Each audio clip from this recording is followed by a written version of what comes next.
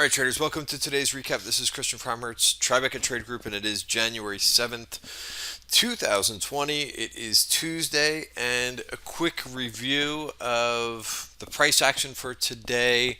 SPYs did finish down on the day, 28 basis points. There was a little bit of a move there at the end of the day, which I'll show you, which I don't know if there was some type of rumors going on or something in the Mid East that's driving that. So we will see the Middle East. Small caps finished down 33 basis points. Qs finished down flat on the day. I just wanted to show you market breadth, which isn't just in front of you.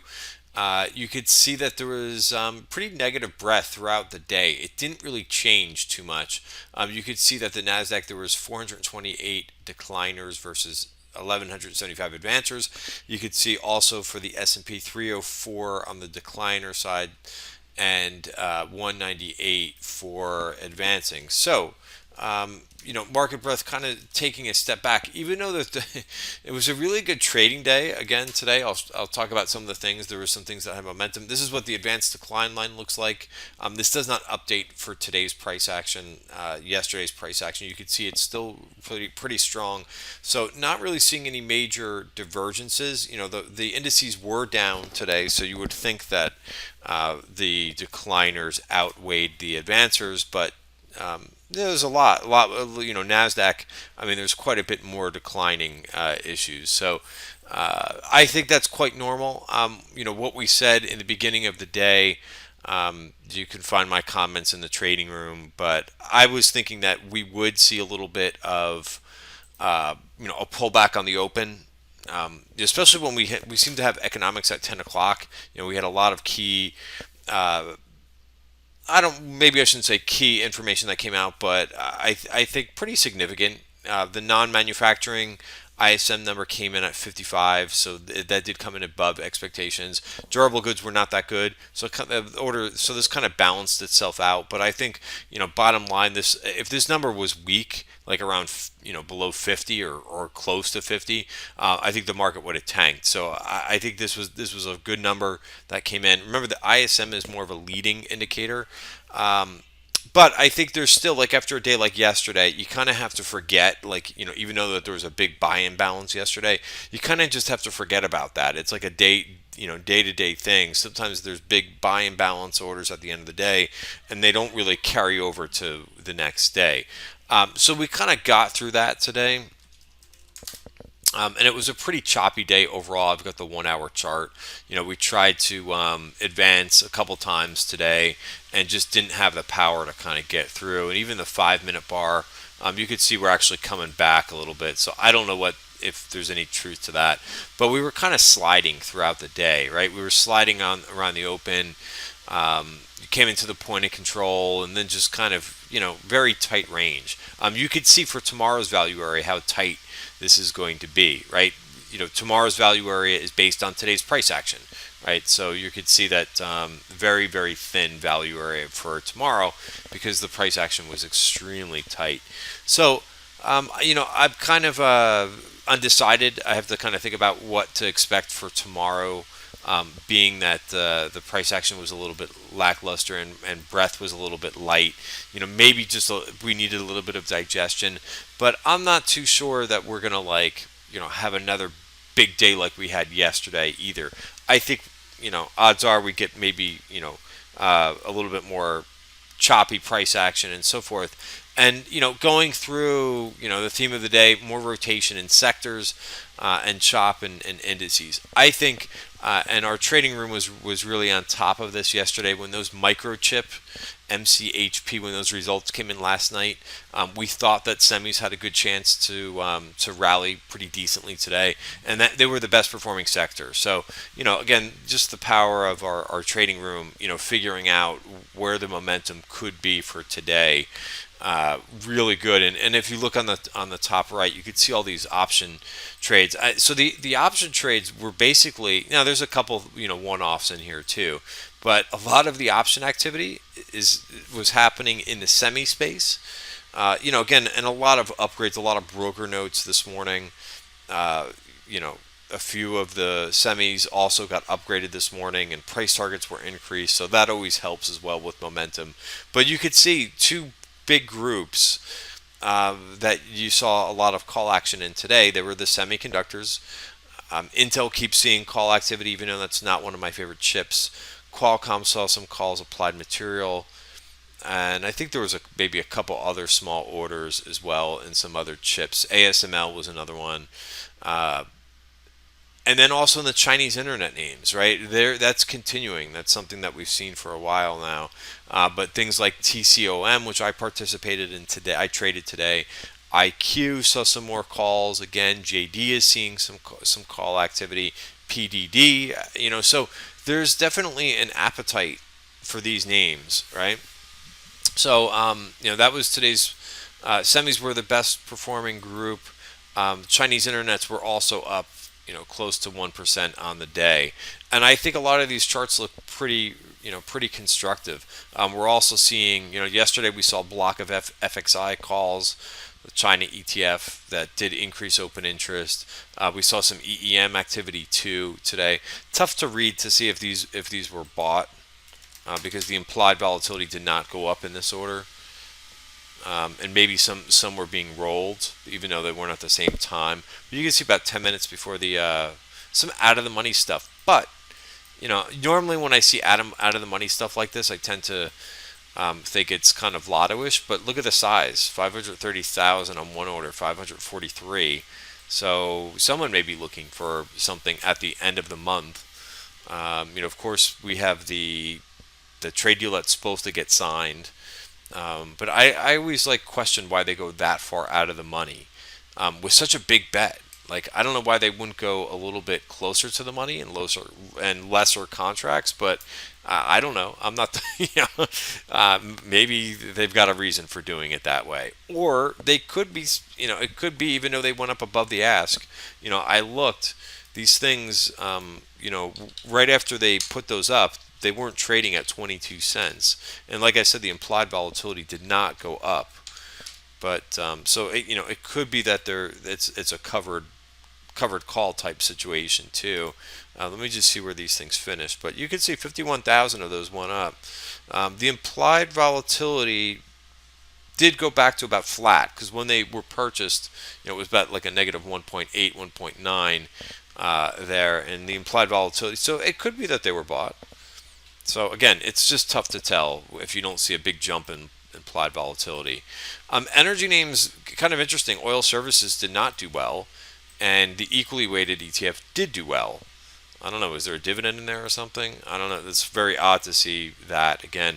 The pot stocks, they had that big bounce towards was at the end of the year? Oh, in any event, it was, I'm getting my days confused. I think it was maybe Thursday I think it was Thursday of last week where the pot stocks went up a lot. So if you avoided that, if you day traded it, congratulations. But I always go back to stocks and downtrends usually stay in downtrends. It's very difficult for names to come out of downtrends, and like CGC, of course, saw some call activity that day, but you really have to be quick with names that are in downtrends. Look at this thing. It's given it back. It's basically given it all back on this. So this was a good no take for a swing trade. If you day traded it and caught it, congratulations. But again, names that are in downtrends, if you can make a quick buck on a bounce, but very difficult for names that are in downtrends to kind of get back above. But anyway, I just happened to see that on the screen today. Gold miners, they did okay today as well. Gold was up. Gold finished up about 40 basis points. Not a big movement throughout the day. Silver was up over 1%. So those were the two big areas that I saw today, was basically semiconductors and the China internets, some of them having some really good momentum. This TCOM was unbelievable today. Gave us a really nice sense. And then some of the trades that I was in from earlier in the week, which I talked about yesterday. Again, I tend to use option flow along with my technicals, and sometimes I think the technicals are greater than the option flow because sometimes I get into trades based on the technicals, not option flow.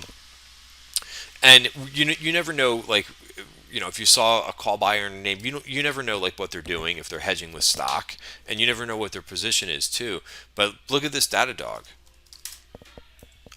Look at how it took out that VPOC. And again, I don't draw these lines in here. You could see I referenced this ahead of time on Twitter saying, hey, here's where I'm looking to take profits. I took the whole position off here. Sometimes I leave a trailer, but I said, you know what? This was nice for a few day trade. We really caught this nice. And I traded stock with this one. So here's Datadog. So I took a target at 41.25, and then I took the last piece off 41.45, and I entered around 37.89 in that trade. So really nice there. TCOM, I'm holding the last piece in here. I got into this at 90. So again, this was nice to kind of catch a couple day trades and a choppy tape. I had a target up at 165, like in an hour after trade entries. So this is nice. Traded a little bit of Boeing. Here's the thing about Boeing, right? There was a rumor about Boeing, but I had an alert set. I was looking for this VPOC, so I got a little bit greedy with this trade, but that's why I rolled the trade. But I had an alert set right at the top of value, and I had the alert go off before I heard anything about the rumor. And again, it's just a rumor that Berkshire Hathaway may be looking at taking a stake. We talked about that in the trading room about a week ago. I proposed that. I said, "Hey, what do you think? Do you think there's any possibility to the fact that Berkshire might be looking at this stock at this point? Who knows? We don't know anything, but of course, it catches some momentum on a rumor." All right, so that was nice. And then just kind of looking across some names, I'll go over a couple other names that saw some option activity for the day. But look at this Salesforce, right? We talked about this. I've talked about this a couple days now. You got a breakout of a long base and out to all-time highs. So really nice. I'm still in a little position in this thing. Has worked really well in Salesforce. I'm looking at things like ServiceNow too. We'll see if ServiceNow can continue to break higher. It just took out a VPOC there as well. A couple other things that saw some call activity, both Wynn and Las Vegas Sands. It helps to kind of look at how these stocks move. Wind is a very streaky name. Big up move, big down move. Now it's been kind of chopping around. I think if you move over if we look at the weekly chart, we have opened up above value for the year. And weekly chart, I see 156 as a possibility where we could get to. So I did not put anything on in this one. I think LVS also looks interesting as well. Has had a nice move. It just may need a little bit more time to digest. But I would be looking for a break above value. A few other names to talk about that are on my radar. I don't mind giving away some ideas here, but Bristol Myers is in value. Saw a lot of calls today, but they did go up against open interest, so I have to check that for tomorrow. A couple other names on my radar. I've started a trade in KTOS. This is a little bit tricky with this crazy candle that we saw the other day, but if you like this name long term, which is why I bought stock, it's still on the weekly chart, has to get over 2160 to officially trigger. That's a long way away in terms of percentage terms, so I'm okay with starting a position here with a stop just below the 200-day moving average. Easy peasy. What else did I do today? I got out of the AYX. Look at this. Put this trade on yesterday. Nice one. I started a little position in IQ today. Again, full transparency that you always get. I'll say as usual, I would love to see you guys, if you're just watching the video, in the trading room. Obviously, we go over much more analysis than just this 10-15 minute video. We're also doing a webinar tomorrow for members. We've got a new version of the market webs, which I was just telling you about this one. How great this place to kind of take profits in something, short-term profits. But we've really kind of souped this indicator up. So we will be giving a member webinar on this. So you do have to be a webinar. You do have to be a member to see what we're talking about, and I'll go over not just the upgrade that we're doing, but but overall, like, what the market webs are. right? So if you hear me talk about this, you kind of have an idea what they are, but you're not really sure. We'll be going over that in detail, just what they are and how I use them in my trading, why I think they're so beneficial to really kind of helping and combining them with other aspects of your trading, such as like, marrying them with option flow and when to take a trade. Again, what we're doing on a day-to-day basis is really acting as a filter, right, for all the information that we get, and like just like in poker, just playing the best hands. So the market webs really help me do that. The other thing is, we'll have member pricing on this as well as outside member pricing, so you will get a discount if you're a member, and we'll go over all that in the webinar tomorrow, which will be after the close. All right, guys, have a great night, and I'll see you tomorrow.